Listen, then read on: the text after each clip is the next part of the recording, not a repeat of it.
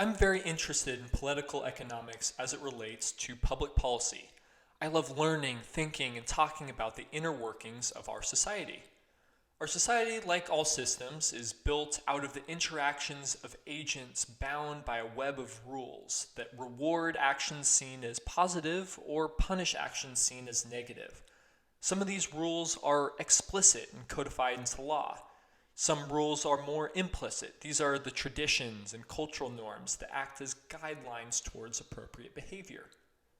The explicit rules are written and enforced by leadership, while the implicit rules are more held in place by social pressures put on by any person within the society who believes those norms to be beneficial.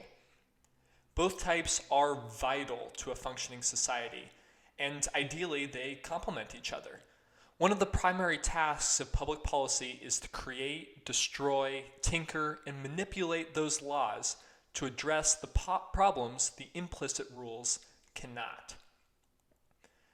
People's livelihoods and sometimes their very lives are saved or lost based on these rules. Societies are also very complex. No rule takes place in a vacuum, and there are always unexpected side effects. Because of the high stakes and complexity, there's a lot of deception and misinformation out there. I want to use data science to pick apart the falsehoods so I can create and advocate for policy that will have a meaningful positive impact. Before I start looking at public policy, though, I want to cut my teeth on something that's a bit lower stakes and less controversial.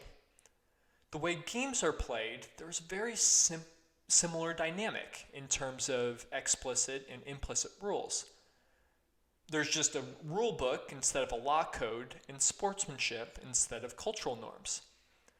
So I've spent countless hours over the past few months trying to better understand one of the greatest improvements in the game of basketball: the shot clock.